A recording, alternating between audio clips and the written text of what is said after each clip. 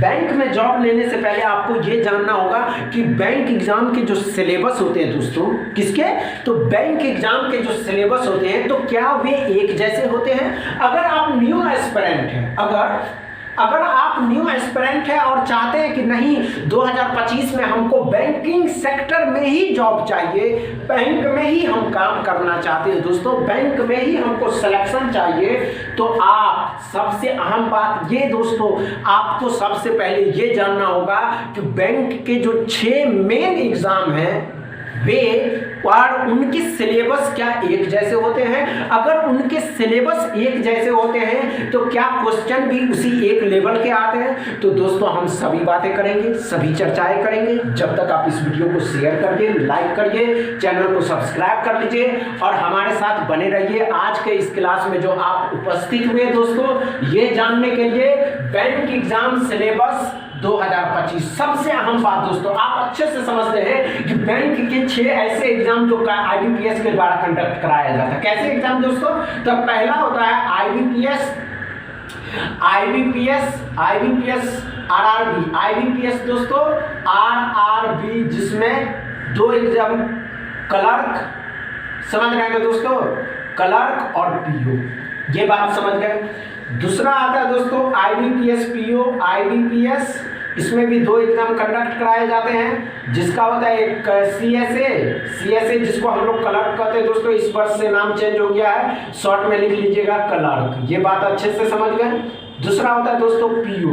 अब ध्यान से देखने वाली बात है, जो मेन एग्जाम है दोस्तों SBI, ये SBI है ना दोस्तों, बहुत लोगों को रुलाता है।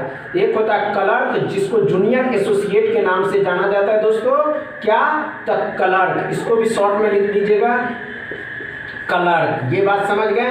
एक होता है PO, ये बात समझ गए, अच्छे से समझ में आए दोस्तों। तो चलिए ये बातें आप अच्छे से समझते हैं दोस्तों। क्या इसके सिलेबस एक जैसे होते हैं? जी हाँ दोस्तों, आप अच्छे से समझिए दोस्तों कि प्री एग्जाम जो ये सभी 6 के प्री एग्जाम होते हैं, सभी में क्वांट, रीजनिंग, इंग्लिश, ये प्री एग्जाम की बात कर रहे हैं दोस्तों। किसकी बात कर रहे हैं? प्री एग्जाम की। अच्छे से समझ लीजिए, क्योंकि IBPS RRB PO, समझ रहे हैं ना दोस्तों, आप अच्छे से समझिए कि RRB PO and clerk 80 number का पूछा जाता है दोस्तों। RRB PO and clerk 80 number का पूछा जाता है। अब 80 नंबर में 40 question reasoning, 40 question English, sorry दोस्तों 40 question RRB PO and clerk की बात कर रहे हैं दोस्तों। किसमें? तो इसमें इंग्लिश होता ही नहीं, इसमें इंग्लिश नहीं होता है दोस्तों, तो 80 नंबर का पूछता है, जिसमें रीजनिंग एंड क्वांट पूछा जाता है। ये बात समझ में आया। RRB PO क्लर्क की बात कर रहे हैं। दूसरी बात दोस्तों, अब आते हैं IBPS PO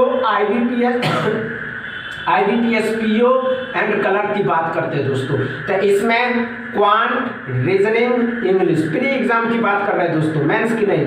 तो 30 क्वेश्चन 35 क्वेश्चन, ये बातें समझ गए। 35 क्वेश्चन, इतनी बातें क्लियर है, डाउट क्लियर है दोस्तों। इतनी बातें समझ में आई या नहीं समझ में आई? समझ में आ गया ना दोस्तों, समझ में अच्छे से समझ में आया दोस्तों।